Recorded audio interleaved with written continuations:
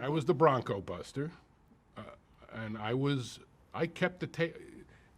Lowell gives me a lot of credit, which I think I deserve, for trying to make the show a lot more mature than it had been. I mean, I look at the first couple of seasons of The Odd Couple before we worked there, and I found it a bit juvenile, a bit of a cartoon. And I was always looking to do more reality-based shows. Shows about two middle-aged men with real problems. Problems that related to their characters. And I think I succeeded in that. I think I made it a better show. Not necessarily a funnier show. There were great punch-up writers, including Lowell, who did that.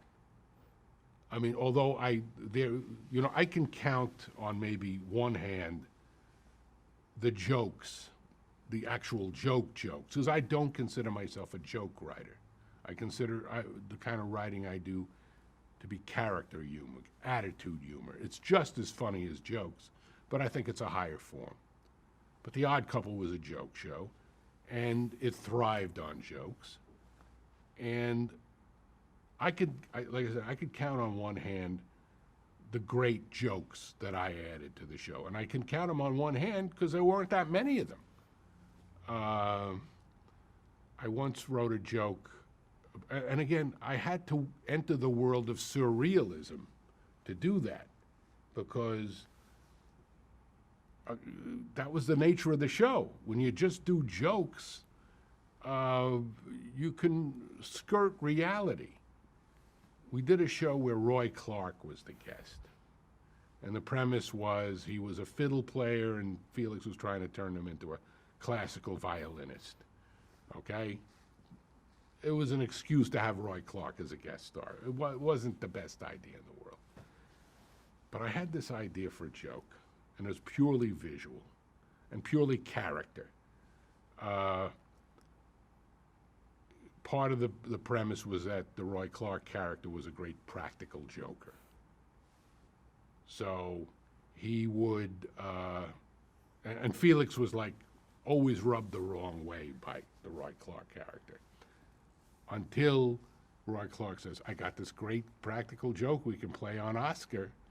And Tony did that great thing he always did of the 180-degree turn. Where he said, Oscar, we can put him. Okay, just tell me what. He said, I got this rubber hot dog. See, here's what you do. You put it on a bun, you smear it with mustard, you set it down in front of us. I tell him you made him a hot dog. And he'll eat it, it'll be great, and then, coughing and choking. So, cut to Oscar, I made your favorite hot dog. Puts it down in front of him in a bun with the mustard. Oh, thanks, Felix.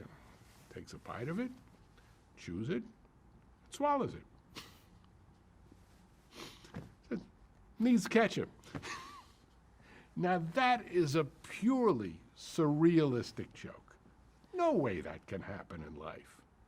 But I had fallen into the rhythm of the show, and I just came up with that joke. And I remembered it so well because I didn't come up with that many jokes.